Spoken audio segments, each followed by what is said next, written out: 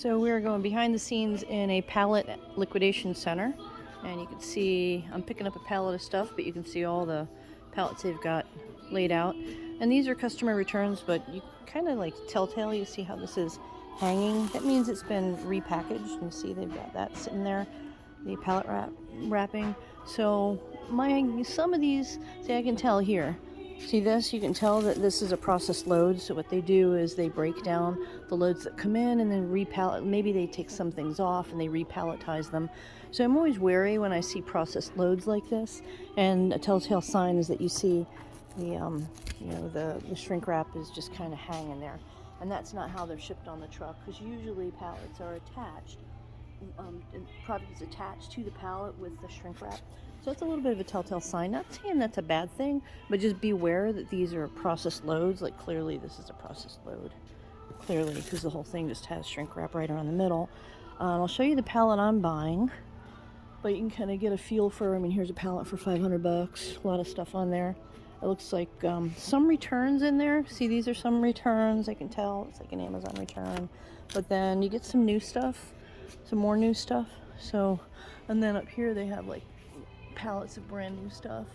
I think those might be grow lights that they've got. But you can tell, like, see, this pallet has definitely been built and broken down. And so just beware that, here's a pallet back here, which is kind of interesting. It caught my attention. I don't know why. Oh, these are the grow lights there. They've got a lot of, there's a whole pallet of ventilation fans. So you can buy, like a mixed pallet like this, or a one product pallet like that, in different pallet places. You'll have your choice of the different types of pallets you can buy. So I'm just kind of walking through here. Here's a whole bunch of clothing. These are Amazon pullbacks or returns. I think they're pullbacks. They look like pullbacks to me. And again, they have more of these grow lights. They have a lot of these right now, so they've got a big load. But I'll show you the pallet that I'm picking up. I like this pallet too of the arts kits. I don't like the price on it though.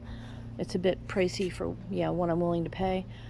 So I'll kind of hold off on this a little bit, because this is what they're selling them for individually in the wholesale area. If I'm going to buy a pallet at that, it's got to be better than the wholesale price, because I'm buying so many of them, right? But I'm getting this pallet here.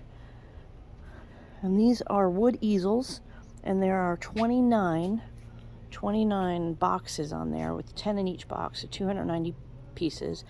And what I did, just to make sure it's the one I wanted, like I made them, this was blank. They told me it was 30 boxes, but it turns out there's an empty slot there, so it was 29 when I got here, which is okay. And then I still made them cut the wrap so I could open it up and make sure this is, because I called ahead and I wanted a specific product if they still had it in stock, because I've sourced this from them before. And they had one pallet left and it was up there, and they brought it down for me so I could buy it.